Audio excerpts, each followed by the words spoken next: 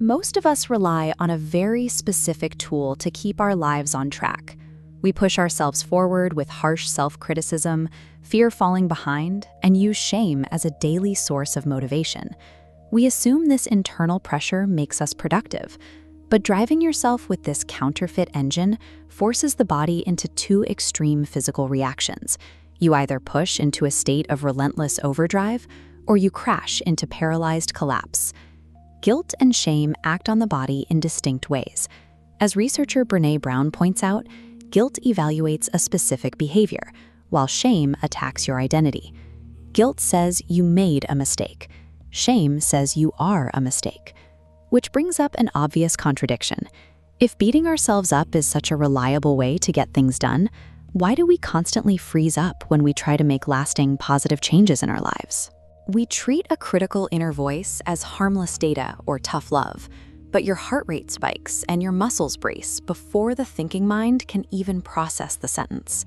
The body hears self-criticism as a physical threat. To understand why, we have to look at human evolution.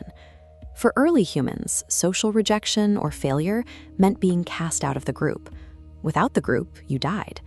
So our nervous systems evolved to treat a threat to our social standing exactly like a physical threat to our lives.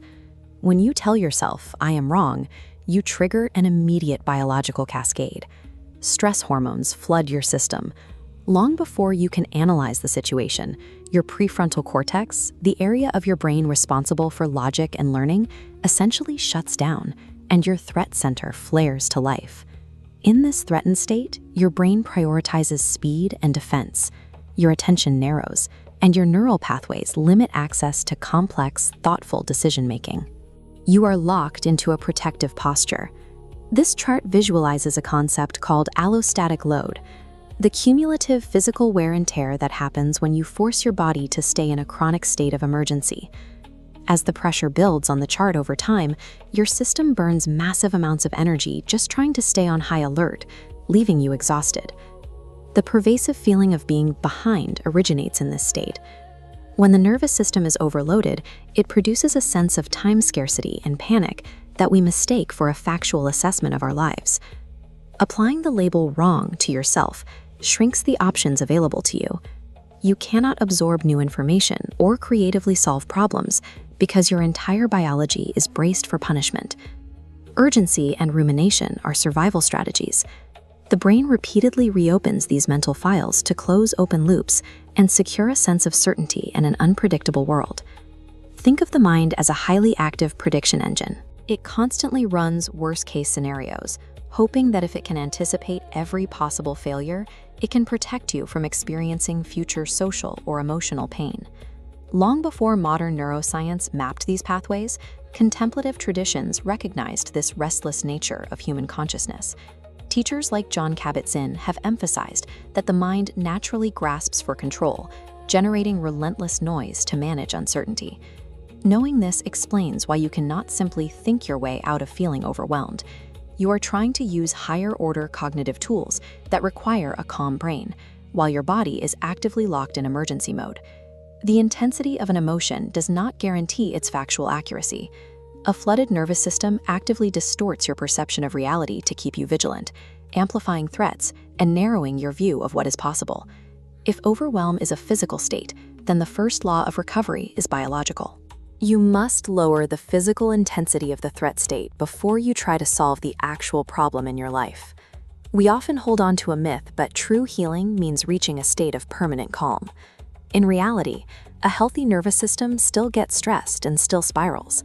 It simply experiences these normal human fluctuations without treating them as proof of failure.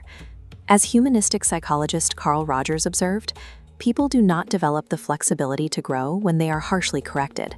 They only adapt and change when they feel entirely accepted as they are.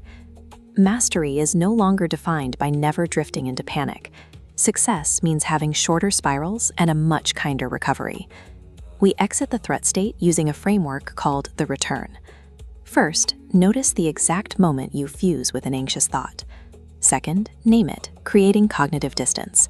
Third, soften physical tension, signaling safety to your brain. Finally, reorient to the next practical step. Learning to return to a regulated state provides a different lens for our own history. We can see that the choices we regret were often made under the same physiological pressure we feel today. These coping mechanisms were survival strategies that successfully protected us when we lacked the resources we have now. There is nothing fundamentally wrong with you. You are operating a highly sensitive biological system that has been fiercely trying to protect you. And the moment you stop treating it like an enemy, you give it permission to finally rest and to grow. Thank you for watching. If something in this resonated with you, then you're already closer than you think. If you're ready to go deeper, there's a link below to my book, Nothing is Wrong with You: Why You Feel Behind, Broken, or Too Much, and How to Come Back to Yourself. This isn't theory, it's a framework you can actually use.